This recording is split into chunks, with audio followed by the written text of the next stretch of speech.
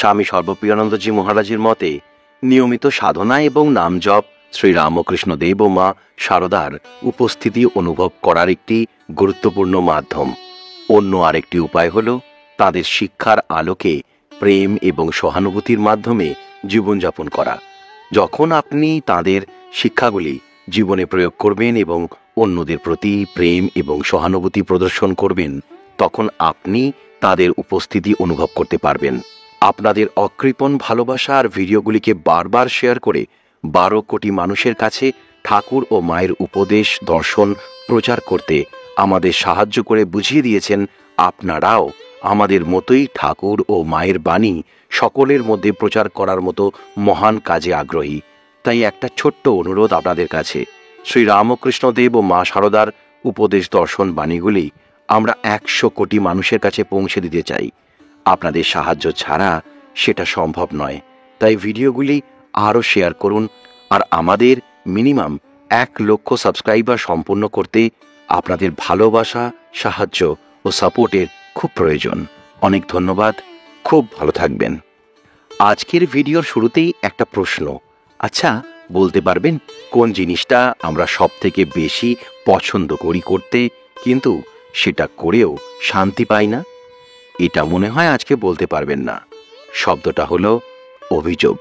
খেয়াল করে দেখুন, আমাদের সব কিছু নিয়ে সবার জন্য অভিযোগ আছে, নিরন্তর চলতেই থাকে।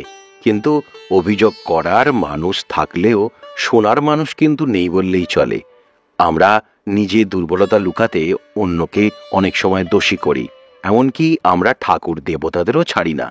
মানত করে কাজ না হলে সেটার জন্য কথা শোনাতে যাই। যেমন আমাদের কমেন্ট সেকশনে অনেকেই মা ও ঠাকুরকে দোষারোপ করেছেন বিভিন্ন কারণে। সময়ের সাথে অভিযোগ ব্যাপারটা অভিযোজিত হয়ে ডিরেক্টলি দোষারোপে পরিণত হয়েছে। তবে আমাদের মা ও ঠাকুর আছেন, আমরা তার কাছে অভিযোগ করি। আমাদের মতন কত মানুষ আছেন যারা মা ও ঠাকুরের সাহচর্য পেতে চান। ভাবুন তো, একবার পেলে আমরা আর যেতে দিতাম না। যখন বুকের ভিতরে কি যেন একটা কষ্ট হয়, মনে হয় মাকে গিয়ে বলি। ঘুমের মধ্যে যখন হঠাৎ জেগে গিয়ে দেখি পাশে তো আর মা নেই, আমাকে আবার ভোলানোর জন্য। জীবনের পথে লড়তে গিয়ে ক্লান্ত হলে নিজেকেই উঠে দাঁড়াতে গিয়ে বুঝি মা নেই। আমাদের মধ্যে অনেকেই সৌভাগ্যবান, কারণ মা ডাকতে পারেন। অনেকেই হারিয়েছে সে ডাক। মাকে খুব প্রয়োজন, জানেন তো। আমাদের বায়না অভিযোগ শোনার জন্য ওই একজনই। স্মৃতি নিয়ে আঁকড়ে যে মানুষগুলো চুপ করে আছে, তাদের খুব দরকার মাকে। নমস্কার, কেমন আছেন সবাই? ইটস নীলের নতুন একটি ভিডিওতে আপনাদের সবাইকে স্বাগত। আমি মৃণালকান্তি চৌধুরী। আপনারা আমাকে নীল নামে চেনেন। জীবনের বেশ খানিকটা সময় কাটিয়ে ওঠার পর হঠাৎ দেখবেন মনটা হালকা হবার বদলে ভারী থাকে। সময়ের সাথে জীবনটাকে টানতে টানতে জীবনটাই কখন সময়কে পেরিয়ে গেছে বুঝতে দেরি হয়ে যায়। ততদিনে অনেকটা হাসির হারিয়ে যাওয়া, কিছু অভিমানকে এড়িয়ে যাওয়া হয়ে গেছে। কিন্তু যখন মনের শান্তির জন্য একটু চোখ বন্ধ করতে গেলেই সব যেন ভেসে ওঠে।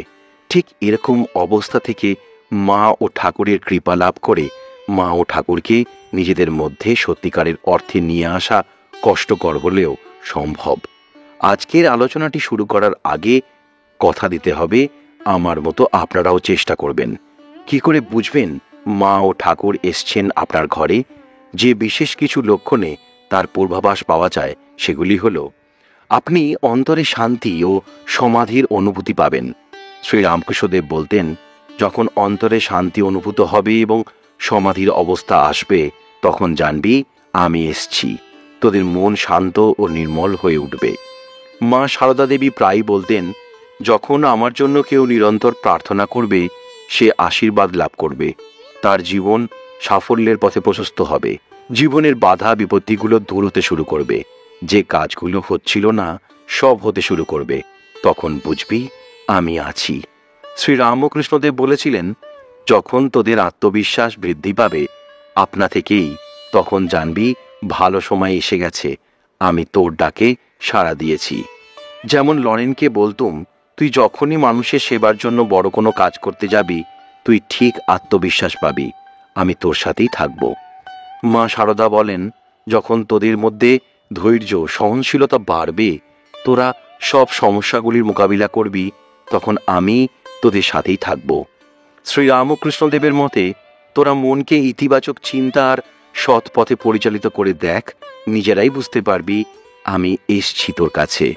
শ্রীরামকৃষ্ণদেব বলতেন, যখন তোরা লোক দেখানো না করে মন থেকে নিয়মিত আধ্যাত্মিক চর্চা করবি এবং সৎ ব্যক্তিদের সঙ্গে সময় কাটাবি, তখন আমি আসব। ভক্তি ভরে মাকে ডাক, মা যেখানে আছে সেখানে আমিও আছি। যখন তোরা এই ভক্তি অনুভব করবি, বুঝবি ঠাকুর তোর সঙ্গে আছে। যতক্ষণ না তোরা ঈশ্বরকে অনুভব করতে পারছিস, ততক্ষণ তোরা তার কাছে প্রার্থনা কর। প্রকৃত প্রার্থনার মাধ্যমে তোরা ঈশ্বরের উপস্থিতি অনুভব করতে পারবি। মা শারদা বলেছিলেন, যখন তোরা সৎ পথে চলবি, ঈশ্বর সর্বদা তোদের পাশে থাকবে। যতক্ষণ তোরা সত্য ও ধর্মের পথে আছিস, ঈশ্বর তোদের রক্ষা করবে। অর্থাৎ সৎ এবং ধর্মময় জীবনযাপন করলে আমরা নিশ্চিত যে ঠাকুর ও মা আমাদের সাথেই আছেন। স্বামী বিবেকানন্দ বলতেন, তুমি যখন নিজের মধ্যে শক্তি, সাহস, প্রেম অনুভব করবে, তখন বুঝবে ঠাকুর ও মা তোমাদের সঙ্গে আছেন। বেলুড় মঠের অনেক সন্ন্যাসী বিশ্বাস করেন, যখন তুমি নিরলসভাবে ঠাকুরের নাম জপ করো এবং ধ্যান করো, তখন ঠাকুর তোমার সঙ্গে থাকেন। তারা মনে করেন, সাধনা এবং ভক্তির মাধ্যমে ঠাকুর ও মায়ের উপস্থিতি অনুভব করা যায়। ভাবুন তো, এই কয়েকটা কাজ সঠিকভাবে যদি আমরা করতে পারতাম, তাহলে অবশ্যই মা ও ঠাকুরের সাক্ষাৎ লাভ করতাম। কিন্তু আমরা নিজেদের প্রবৃত্তি ত্যাগ করলাম। তবে চেষ্টা করতে থাকি আমরা সবাই। আপনারা কি বলেন? কমেন্ট করে জানাবেন।